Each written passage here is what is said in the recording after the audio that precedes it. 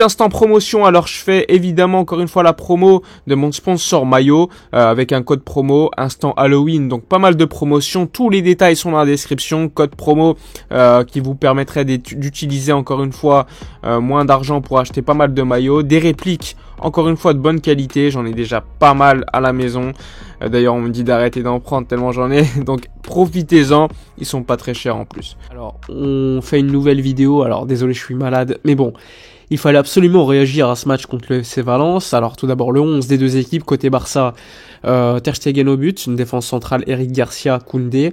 Sur les côtés, Baldé à droite, qui reprenait une place, on va dire, peu habituelle, mais à droite, on a vu la perf de Bellerin contre le Bayern, c'était compliqué.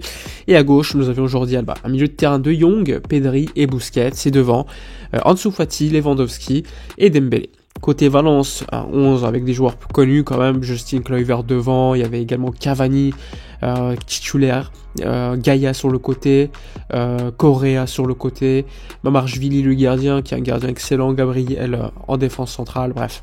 Une belle équipe de football aussi. Pas de Nico qui lui ne pouvait pas jouer ce match à cause de la clause qui ne permettait pas, puisqu'il est prêté par le Barça, de jouer ce match. Alors, on débriefe la première mi-temps. Et première mi-temps, on va dire que le Barça était dominant. De manière globale, on était supérieur à Valence. Vous allez me dire, bon, c'est Valence, c'est pas très compliqué. Il faut dire que le Barça, avec notamment Pedri, avait cette qualité donc, de donner certains ballons pour Ansu Fati, pour Lewandowski ou pour Dembélé. Néanmoins, c'est pas assez suffisamment arrivé en première mi-temps. En première mi-temps, c'est dû arriver une ou deux fois. Et d'ailleurs, sur une occasion, t'as Ansu Fati qui reçoit le ballon après un très bel appel, très belle sortie du gardien. Sinon, t'as une fois un centre où Lewandowski tape la tête sur le poteau. T'as 2-3 actions, à chaque fois le Barça construit bien l'action et quand ils arrivent devant la surface, eh bien les mecs ont peur de tirer au but. Je sais pas ce qui se passe, mais les mecs, ils se disent bon, j'ai pas envie de frapper en fait, j'ai pas envie de tirer, j'ai pas envie de marquer. En fait non, on refait une passe, allez, je la donne à mon coéquipier, j'espère que mon coéquipier aura plus de courage que moi pour marquer, pour tirer.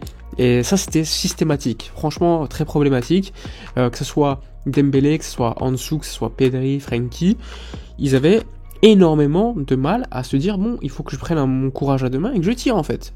Et ça c'était vraiment chiant.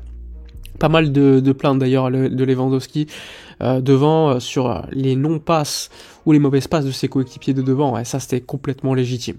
Au milieu de terrain, on a vu que sur certaines séquences Busquets se faisait prendre par Justin Kluivert, et donc ça c'était assez regrettable, dès qu'il se faisait prendre, alors, il y avait un espace derrière énorme. Heureusement que Koundé était excellent, et Koundé franchement d'une très grande qualité, qui a contrôlé Samuel Lino, que ce soit aussi Justin Kluivert, et même Cavani qui est sorti assez rapidement du match par une blessure. D'ailleurs Eric Garcia aussi, il a été remplacé par Marcos Alonso qui a fait un attentat au bout de 5 minutes de jeu. Franchement, il aurait dû prendre un carton rouge à mon avis. Franchement, c'était scandaleux. Et là tu te dis mais qui est ce mec en fait? Qu'est-ce qu'il fait à Barcelone? Mais bon, on revient sur le match. J'ai trouvé devant pas mal de joueurs, on va dire, maladroits. Ansu Fati, on le sait, il a eu ses occasions. Franchement, on va dire qu'il a été concret quand même. Il a été concret, même si on voit que sur certaines séquences, il a un peu de mal à dribbler. Un Dembélé qui perdait beaucoup de ballons, je trouve, qui se perdait dans les dribbles. Et j'ai trouvé Pedri pas assez concret dans la frappe. Dans la passe, on l'a vu faire 2-3 passes intéressantes, mais pas assez tueur. Frappe Pedri. Frappe, tu l'as fait l'année dernière d'ailleurs à Mestalla avec un super but. Pourquoi ne pas oser? Et ça, c'était assez chiant. Mais sinon, globalement, on était meilleur qu'eux, mais on frappe pas, en fait. On a des potentielles chances de frapper, mais on le fait pas. Sinon, on est supérieur. J'ai pas vu un Valence mettre en danger Ter Stegen aujourd'hui. Bon, t'as une frappe au bout de 30 secondes de jeu. Mais bon, globalement, on était plutôt tranquille. Et franchement, c'est inexplicable. Inexplicable que que les joueurs ne prennent pas leur courage pour frapper au but. C'est la base. Sinon, j'ai bien aimé le fait que certains milieux se projettent. Que ce soit Frenkie, Pedri, pas mal de projections, mais trop maladroit à la dernière passe ou pour frapper. Ça, c'était problématique. On n'a pas trouvé assez Lewandowski à mon goût. Mais sinon, on va dire que c'était un match, on va dire, correct en première mi-temps. Même si on pouvait attendre beaucoup plus du Barça et même de Valence. Valence qui a été très faible. Je trouve que, ouais, Koundé, franchement, était excellent. Koundé, on va dire, il est sur une lignée sans faire de très très gros matchs. On voit qu'il est supérieur aux autres. Défensivement, il est excellent. même au niveau de la relance.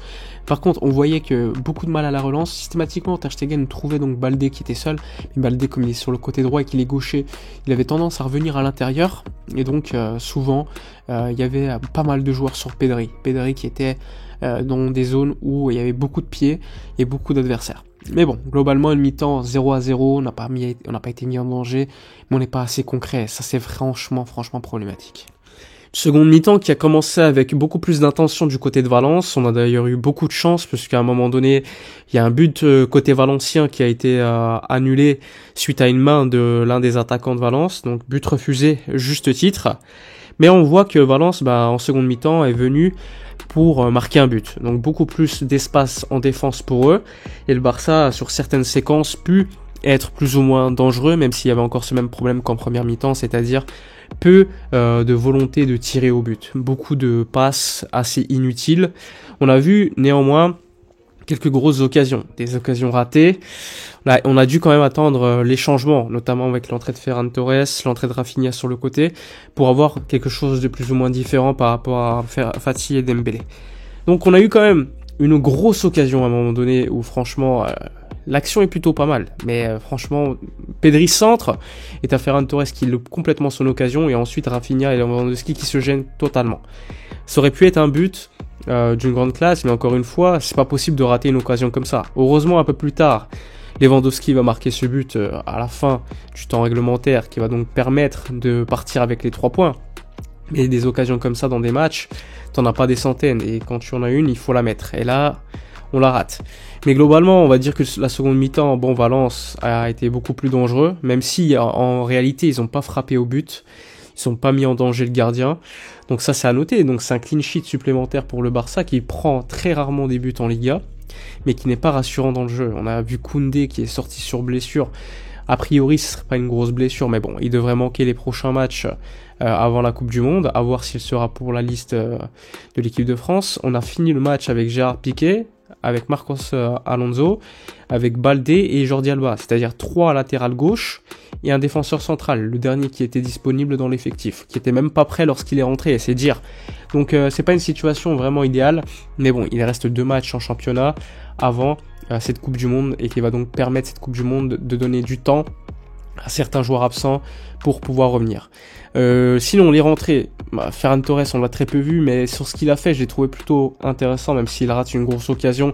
Si j'enlève ça, dans le jeu il a été intéressant par rapport aux autres ailiers. Et Rafinha, beaucoup de déchets dans son jeu, mais on l'a vu, c'est lui qui est décisif sur le dernier but, enfin sur le but de Lewandowski, qui est toujours à la bonne place où il faut au bon moment. Et à la fin du match, ça fait 1-0. Beaucoup de tension à la fin du match, mais bon, on va retenir les 3 points dans un stade très compliqué à les gagner. Dans le jeu, c'est pas fameux, encore une fois. Puis, côté négatif, encore une fois, des blessures. Et côté positif, nouveau clean sheet. Donc voilà, le Barça qui repasse leader du championnat provisoirement en attente du match du Real Madrid demain. C'est la seule bonne nouvelle du soir. Dites-moi dans les commentaires ce que vous avez pensé du match. N'oubliez pas, comme d'habitude, dans la description, toutes les informations concernant le sponsor maillot. N'oubliez pas de liker, commenter, partager. Moi, je vous dis à la prochaine. Et d'ici là, comme d'habitude, portez-vous bien.